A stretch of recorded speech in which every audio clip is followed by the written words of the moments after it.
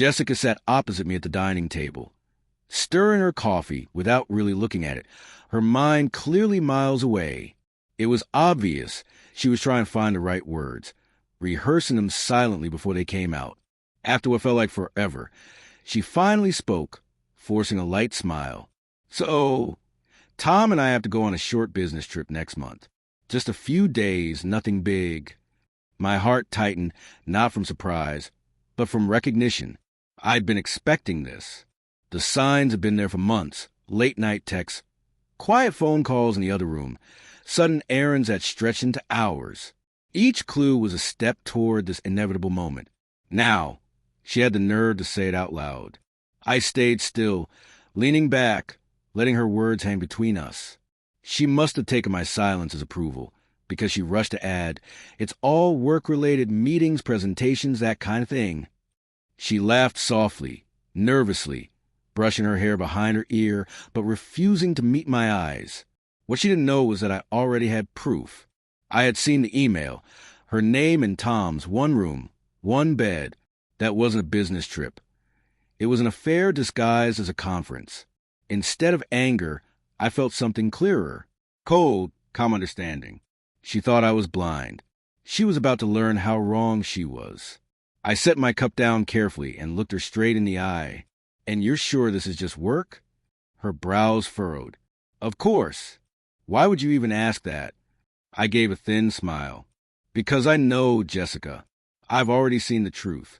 And if you think I'm going to sit here and play the clueless husband while you run off with your co-worker, you're mistaken." Her face went pale. The spoon slipped from her fingers and clattered against the table. "You're wrong," she whispered. "Tom's just a friend." But guilt was written all over her. Without a word, I unlocked my phone and turned the screen toward her. The hotel confirmation email glowed bright. 2 names. 1 king-size bed.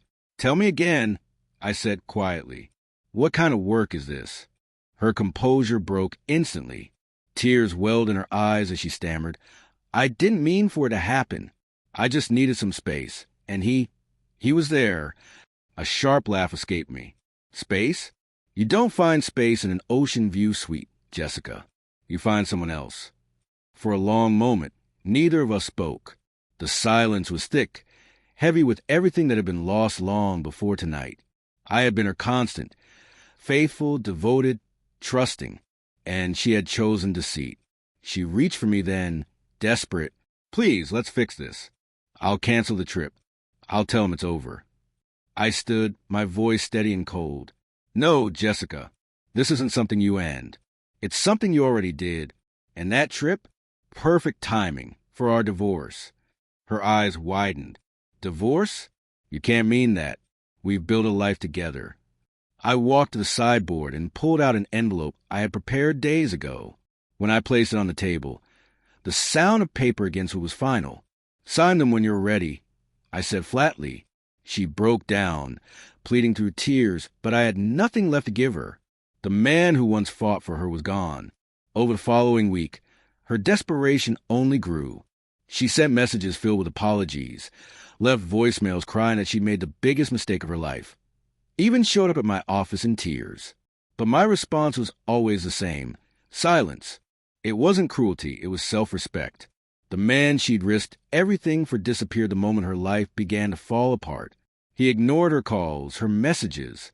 Her friends stopped defending her once they saw the proof. Even her family stopped trying to justify her choices. You can't repair betrayal. Once trust shatters, it stays broken. At first, the house felt painfully empty. Every room echoed with memories. But slowly, that emptiness became peace. No lies, no secrets, no pretending. Months passed, and I realized something profound. Her betrayal hadn't been my downfall. It had freed me. She lost a man who loved her completely, and all she gained was regret. When she first mentioned that work trip, she thought she was being clever, that I would never see through her story. But the day I told her it was over, she realized what she had truly lost. I didn't just end a marriage that night. I took back my dignity, my strength, and my life. She had tried to break me, but instead, she built a man who would never let her hurt him again.